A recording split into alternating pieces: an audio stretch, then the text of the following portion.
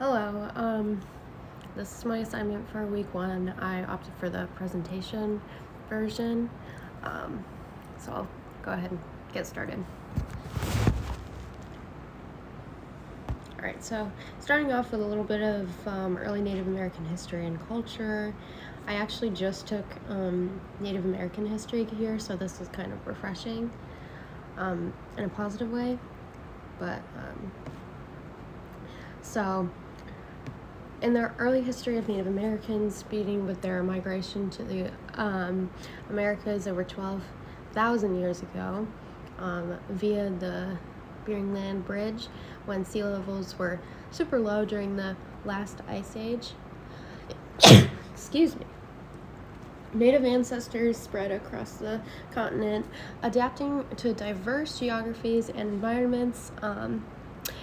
Agriculture practices such as the cultivation of corn, beans, and squash really helped sustain large Native American communities, and particularly in the eastern woodlands and Mississippi River areas.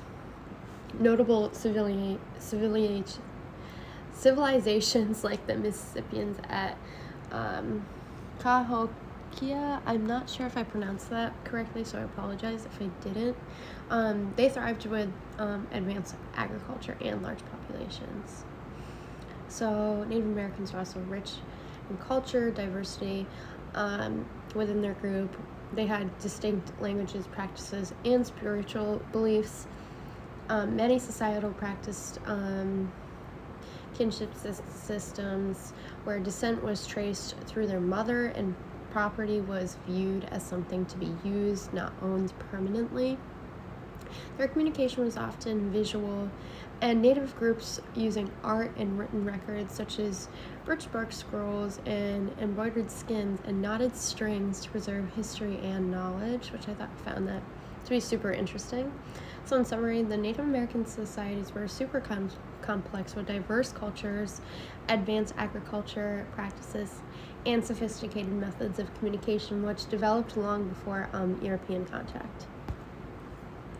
So moving on to European impact on Native Americans. So impact of Europeans on the New World. Native Americans and communities. So the Europeans brought new diseases like smallpox, which was awful to Native populations, causing massive decline in numbers. European settlers were also introduced to new weapons and technologies in a way, and had a system of land ownership that conflicted with Native American traditions, such as their land use of kinship structures. Additionally, European colonization led to displacement, forced assimilation, and the disruption of native ways of life. And for land, plants, and animals, Europeans introduced new agriculture practices like horse, cattle, and pig, and new crops such as wheat and sugar. These new species dramatically altered the environment, which displaced native species, and European settlers also cleared large tracts of land for farming, which impacted ecosystem, especially in areas where Native American agriculture practices, such as the Three Sisters method, had been sustainable for centuries.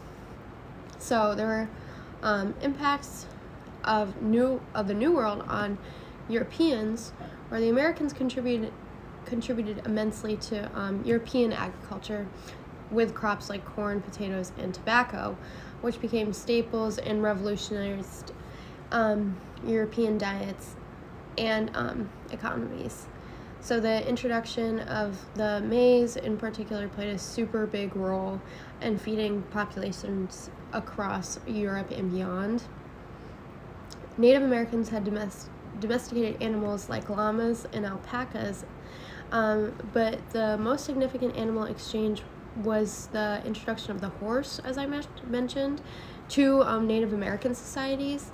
particularly in the Great Plains, where horses transforms transportation, hunting, and warfare.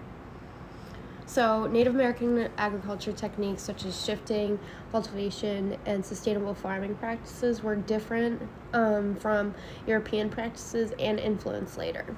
European settlers approaches to farming, Native American knowledge of local ecosystems, plants, and land management helped Europeans survive in the New World.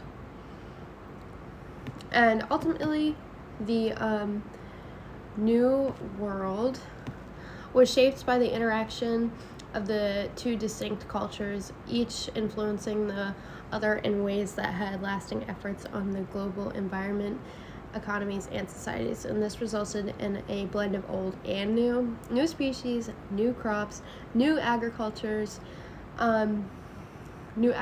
methods, and reshaped global balance.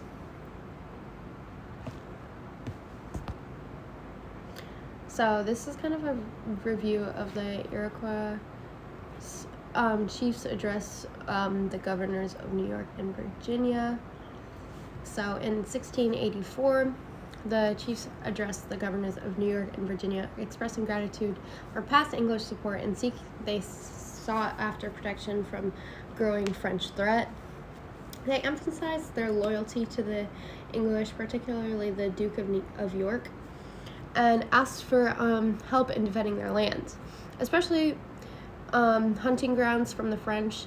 They also reaffirmed their autonomy, making it very clear that they would align with whichever power guaranteed their interests, including keeping the Susquehanna River under English protection. So later in 1685, the Seneca tribe further reinforced the peace process, thanking both English leaders and pledging to maintain the new alliance. Despite these efforts, French Jesuits had a significant influence on some Iroquois nations like the Onondagas, and they were encouraged to act against English-allied tribes. So the tensions highlighted the complex political position as they navigated the relations between both European powers, ensuring their communities' survival through strategic alliances.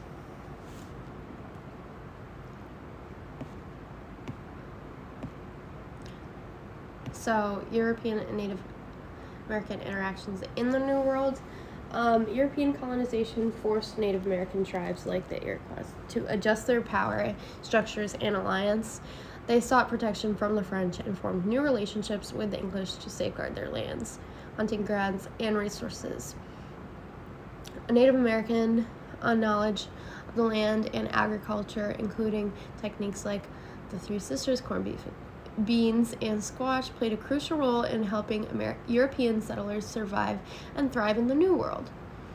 The interactions between Native Americans and Europeans led to blended worlds where both sides adapted to each other's cultures and technologies, creating a new political alliance, trade networks, and shared practices that shape the evolving landscape of the Americas.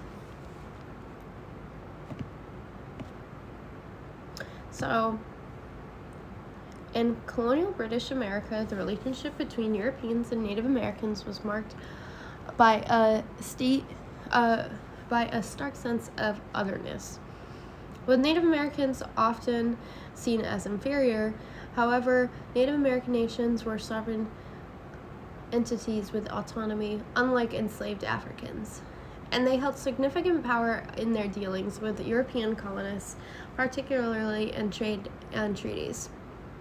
While Europeans often viewed Native Americans as savages and criticized their way of life, some colonialists acknowledged their strength, honesty, and peaceful customs, contrasting them with European behaviors. Despite this, the Europeans frequently mistreated the Native Americans, engaging in unjust practices such as selling them goods as inflated prices, introducing vices like drunkenness, and disrespecting their culture. Native American leaders in turn expressed that their violent actions were often a response to the Europeans' unjust treatment and encroachment of their land. This dynamic illustrates the deep cultural divide between the two groups, with the Native Americans using their own strategies to resistance to navigate their changing world. Just for some personal food for thought, I think that's really interesting. If there was an alternate reality where